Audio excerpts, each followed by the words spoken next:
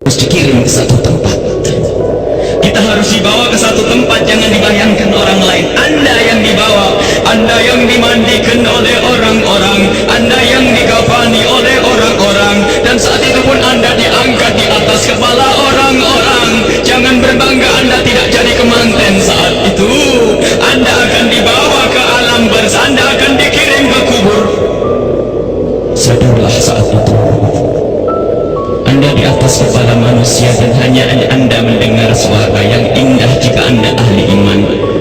Orang yang bersama kita mengucapkan kalimat indah, la ilaha illallah, la ilaha illallah, la ilaha illallah, la ilaha illallah, la ilaha illallah. Ketahuilah, jika ahli iman yang dibawa di atas kepala manusia mendengar la ilaha illallah, terhibur hatinya, dan alangkah bahagianya. Akan tetapi jika dia bukan ahli iman, dia akan menyesal, kenapa aku tidak bisa mengucapkan la ilaha illallah di hatiku. Dia akan dikirim ke alam barzah, Anda kami akan dikirim ke kubur, dan kita pun dibawa oleh orang-orang. Sadarlah, dan setelah kita sampai di kubur, orang-orang ternyata sudah menyiapkan kita liang lahat. Di situ telah digalikan oleh orang-orang buat kita,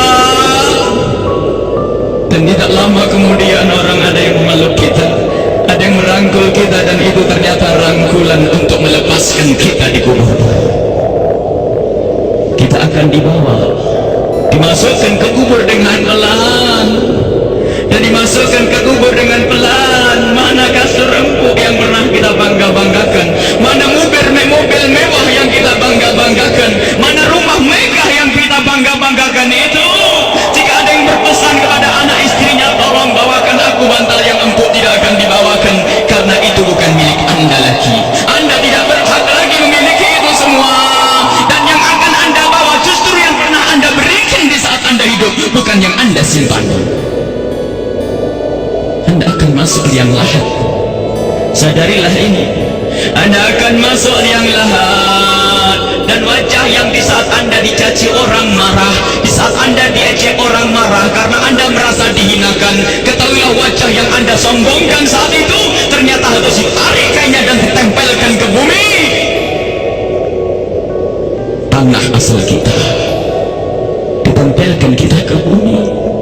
Dan setelah itu pelan ada orang yang menabur di atas kepala kita dengan debu, 1 kali, 2 kali, 3 kali, dan setelah kita 3 kali bukan taburan, tapi akan ditumpahkan air tanah di atas kepala kita, ditumpahkan tanah dan ditumpahkan tanah, sehingga yang kita ketemukan adalah bila gulita di alam kubur.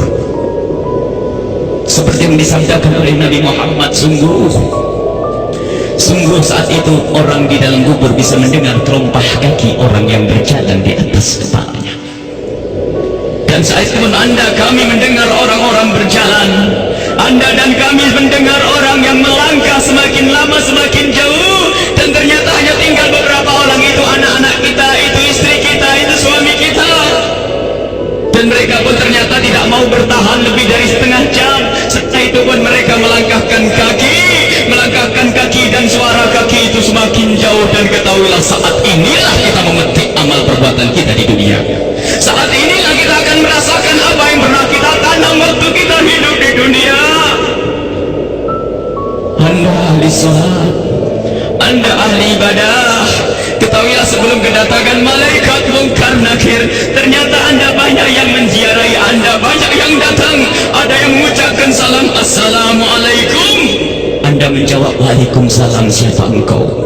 Suara itu menjawab, aku adalah sholat malammu dulu. Ada lagi yang datang mengucapkan salam, assalamualaikum. Lalu Anda menjawab, waalaikumsalam, siapa engkau? Aku adalah sedekahmu dulu. Assalamualaikum. Lalu Anda menjawab, waalaikumsalam, siapa engkau? Dia menjawab bahwasanya aku adalah kemaksiatan yang pernah engkau tinggal, aku adalah baktimu kepada orang tuamu, aku amal-amal soleh ternyata pada berdatangan, amal-amal soleh berdatangan menemani Anda. bersama Anda saat itu. Dan ketahuilah, Anda tidak akan gentar dan tidak akan takut di saat berhadapan dengan makhluk Allah yang bernama malaikat Munkar dan Nakir. Anda tidak takut lagi saat itu karena Anda ditemani amal-amal baik.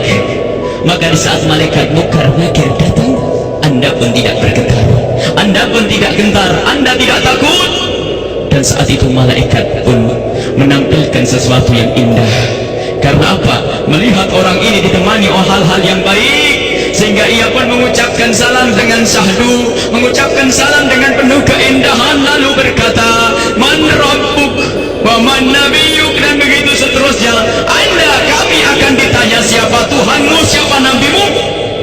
Karena di hati Anda ada iman, hati Anda ada cinta kepada Allah dan Rasulnya, di hati Anda ada cinta kepada ulama-ulama Allah. Maka sesungguhnya saat itu lidah Anda akan mengucap begitu mudah, Anda akan menjawab dan menjawab dan menjawab. Dan setelah selesai pertanyaan ini, dan inilah akhir daripada ujian kita dari alam dunia menuju alam barzakh. Di alam barzakh, alam barzakh adalah alam perpindahan dari alam dunia ke alam akhirat nanti. Maka ini adalah alam akhir ujian, dan setelah itu kalau lulus mendapatkan surga, kalau tidak lulus dia mendapatkan siksa. Setelah malaikat bertanya dan lulus, Anda ditanya, dipanggil malaikat rahmat, malaikat pemberi nikmat. Wahai malaikat pemberi nikmat, ini adalah hamba yang soleh, bawalah ini ke surga dan beri nikmat sampai dibangkitkan nanti. Akan tapi sadarlah, di samping sana, di kubur yang satu sana, ada di samping kita ada kubur, di samping Anda ada kubur. Dan di saat orang ini dikubur dan ditinggal oleh keluarganya, ternyata saat itu telah berdatangan sesuatu yang sangat mengerikan, dengan suara yang sangat menyeramkan. Seseram-seram suara di dunia tidak pernah didengar seperti saat ini. Suara yang sangat mengerikan dan menyeramkan, ketahuilah. Lalu orang ini bertanya, siapa engkau? Suaramu sungguh mengerikan. Suara itu menjawab, aku adalah zina yang pernah engkau lakukan dulu. Suara lebih seram lagi, lalu orang ini bertanya, siapa engkau? Aku adalah tali persaudaraan yang pernah engkau putus dulu. Siapa engkau? Aku adalah salat yang pernah engkau tinggal. Siapa engkau? Aku adalah durhakaku kepada suamiku. Siapa engkau? Aku adalah tempelengan kepada istrimu. Siapa engkau? Aku adalah dusta, dan seterusnya dan seterusnya. Kalau orang ahli maksiat sungguh saat itu ditemani oleh amal-amal jeleknya, dan saat itu sudah takut dan takut dan takut sebelum kedatangan malaikat Munkar Nakir. Semoga Allah menjaga kita dari didatangi oleh amal-amal jelek. Akan tapi kita semua punya amal jelek. Ya Allah, ampuni dosa kami. Jangan sampai ini semua hadir di saat itu. Ya Allah, ya Allah. Kemudian malaikat Munkar Nakir datang. Bagaimana ya kalau ini kita? Malaikat Munkar Nakir datang dan bertanya. Rupanya orang yang sudah ketakutan ini melihat malaikat semakin takut, sehingga ditanya tidak bisa berucap sepatah kata pun, tidak bisa mengucapkan apa-apa. Dan saat itu malaikat memukul, menyiksanya. Dan ketahuilah, pukulan malaikat ini seperti yang disebutkan dalam satu hadis, jika dipukulkan ke dunia, maka dunia ini akan hancur dan isinya. Dipukulkan kepada kita kalau kita ahli maksiat, dipukulkan kepada siapapun yang ahli maksiat. Dan saat itu setelah selesai diuji dan ditanya, maka malaikat ini berkata kepada malaikat penyiksa, wahai malaikat pemberi siksa, ini hamba Allah yang bermaksiat, siksalah dia hingga nanti dibangkitkan. Ini yang harus senantiasa kita hadirkan. Kenapa Rasulullah pernah memerintahkan akhliru min dzikri hadhil ladzat, sering banyaklah menyebut kematian agar kita sadar bahwasanya kita juga akan mati, lalu mempersiapkan kematian ini. Al-kayyisu man dana nafsahu lima ba'dal maut. Orang cerdas itu yang mempersiapkan untuk kehidupan setelah mati. Seorang sahabat bertanya kepada Nabi Muhammad, ya Rasulullah, ayyun nasi akyas, orang apa yang paling cerdas ya Rasulullah? Dijawab, aktaruhum lil mauti dzikra, yang paling sering menyebut kematian, yang paling sering mengingat kematian. Wa ahsanuhum lima ba'dahu istidada, yang paling banyak untuk mempersiapkan setelah kematian itu adalah orang-orang cerdas. Dan ketahuilah, siapapun yang selalu ingat kematian itu akan semakin indah tingkah lakunya. Jangan dianggap kalau ingat kematian orang ini akan cemberut. Jangan dianggap kalau orang kematian dia akan selalu muram. Tidak. Orang yang selalu keingat kematian akan semakin indah di dalam berinteraksi dengan sesama. Dia tahu bahasanya senyum kepada istri itu pahala, maka dia akan sering senyum. Dia tahu bahasanya menghargai suami adalah pahala, maka dia akan menghargai suami. Dia ngerti bahasanya tegur sapa, sopan santun, saling kasih dan cinta kepada tetangga itu menghadirkan pahala, maka dia akan bersopan santun dan bersaling kasih. Maka orang yang sering mengingat kematian itu akan menjadikan dia semakin baik di dalam kehidupan ini. Kalau ternyata ada orang mulutnya tajam, tangannya suka mukul orang, yakinlah bahwa dia lupa bahasanya dia akan mati, atau ingat mati tapi tidak sadar bahasanya itu semua akan dituntut setelah kematian. Maka mari kita mengingat kematian agar hidup kita semakin indah di dunia ini. Semua yang kita lakukan di dunia ini akan kita petik buahnya di akhirat. Udhkuru aktiru min dzikri halimil ladzat. Hadis yang diriwayatkan oleh Imam Tirmidzi dan Ibnu Hibban. Bahasanya, perbanyaklah engkau menyebut kematian. Bahkan banyak sekali Rasulullah memerintahkan satu amalan tujuannya agar mengingat kematian, termasuk ziarah kubur. Fa innaha tudzakirukumul maut, karena ziarah kubur itu mengingatkan orang-orang yang mengingatkan kita kepada kematian. Menyebut orang yang telah mendahului kita dalam iman, mengingatkan kita kepada kematian. Membaca manaqibnya orang-orang saleh, orang-orang saleh itu juga mengantarkan kita agar ingat kematian. Bisakah kita menyusul kepada Imam Syekh Abdul Qadir Al-Jailani? Bisakah kita bisa menyusul Syekh Al-Imam Al-Haddad? Bisakah kita menyusul Sayyidina Al-Faqih Al-Muqaddam dan seterusnya? Ingatlah kematian.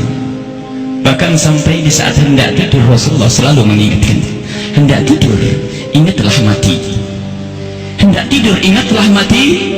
Sehingga disunnahkan kalau orang hendak tidur menghadap ke kiblat sebisa mungkin, lalu meletakkan pipinya di atas telapak kanannya sebisa mungkin. Kalau tidak dibalik, yang penting menghadap kiblat. Dan saat itu jangan lupa untuk membaca zikir, membaca subhanallah seperti yang diajarkan oleh Rasulullah kepada Sayyidat Fatimah Az-Zahra, membaca subhanallah 33 kali, alhamdulillah 33 kali, Allahu Akbar 33 kali, dan membaca doa-doa yang lainnya hingga mata ini tertutup, tertidur dalam keadaan berzikir.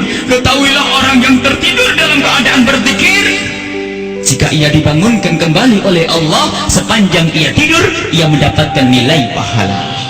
Dan di saat tidak dibangunkan kembali, jika tidak dibangunkan kembali oleh Allah, maka ketahuilah saat itu dia mati dengan husnul khatimah.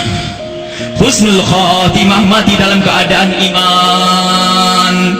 Maka dari itu, ayo kalau hendak tidur persiapkan untuk mati, karena kita tidak tahu bisa bangun kembali atau tidak kita di saat kita tidur. Apakah bakal dibangunkan lagi oleh Allah atau tidak? Sungguh orang tidur seperti orang mati, digunjing orang tidak tahu, barangnya diambil tidak tahu, dan seterusnya. Dia adalah seperti kematian. Maka dari itu kalau hendak tidur persiapkan untuk mati. Jangan sampai kita lelap dalam tidur di saat kita lagi asik mendengar satu lagu, katanya lagu pengantar tidur. Apakah tidak takut jika anak kita lagi mendengar satu lagu pengantar tidur, tak taunya anak kita tidak bangun lagi? Kita tidak tahu ternyata yang didengar adalah hal yang semacam itu. Mau kemana dia nanti? Mau tidur bermaksiat, mau tidur gunjing orang, mau tidur memutus tali persaudaraan. Apakah dia yakin bahasanya besok pagi akan bangun? Seorang kekasih Allah punya salah, tidak bisa tidur. Waktu itu belum ada HP.